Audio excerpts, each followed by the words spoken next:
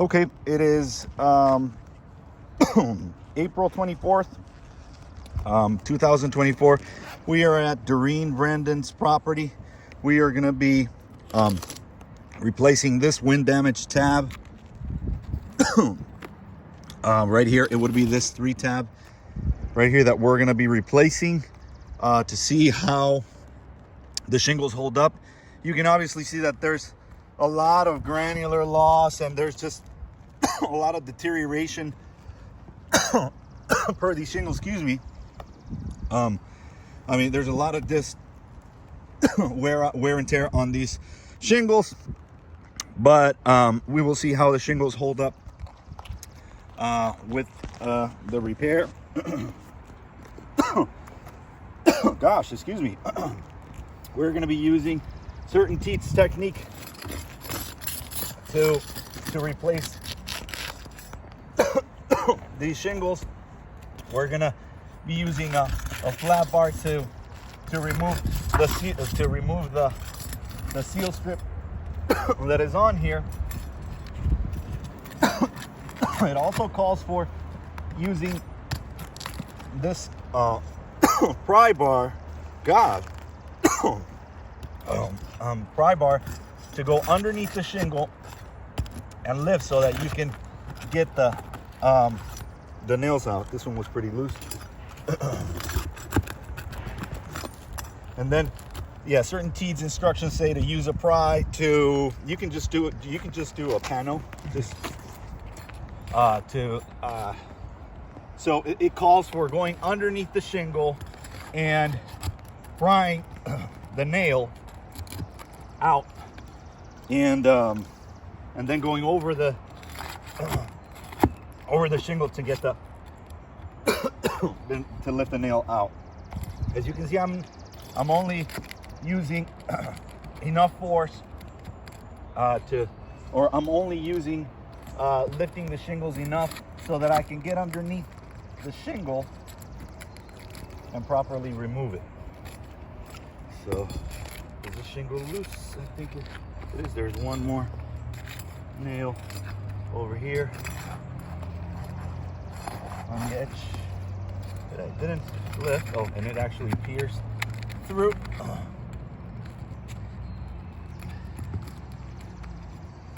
Okay.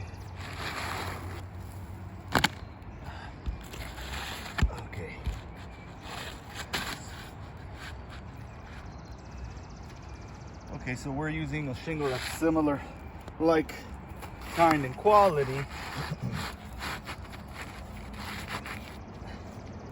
And so now certain teed specs call for the nails to be flush. So I am only lifting the shingle enough to where I strike down, to where I strike the hammer down and I won't hit the shingle. So I'm only lifting the shingle enough to where so that I can do just that. I am not lifting the shingle any higher. And the same way on this side.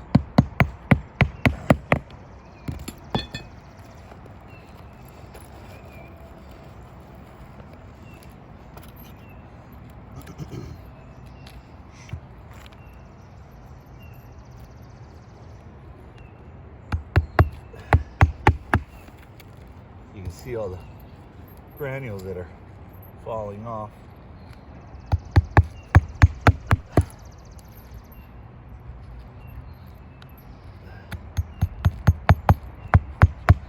I mean, these shingles are almost paper thin.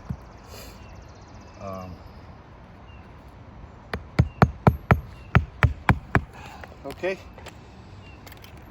so we replace these shingle. Now I'm gonna go ahead and use this brush so that you can see, look at all the granules that just keep falling off from only me lifting the shingles. But it's not only the granules.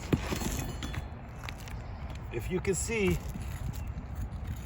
this shingle is now damaged. The same thing right here. These are not only granular loss, it's also the matting. You can see that there's a crack right here. So now water is going to filter through here. You can see the fiberglass now showing because the asphalt came off. So now you're gonna have water coming in through here and then dripping down into this nail hole right here. The same thing right here and right here. You can actually get a close-up of this right here, where look, you can see that now the matting is broken right here, also right here and right here. You can see that right there. So yeah, this is definitely a repair fail. We're gonna have to tarp this area now, because these creases now are gonna allow water to come in, especially right here where there's a joint right here. You can see that there's a rip of the shingle right here.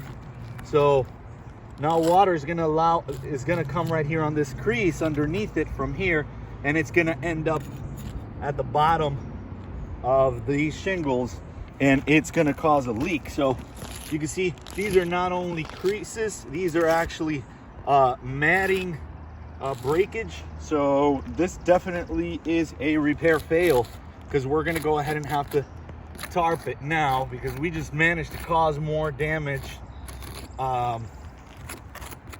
than what was there. So now we need to tarp it. This area is no longer functional.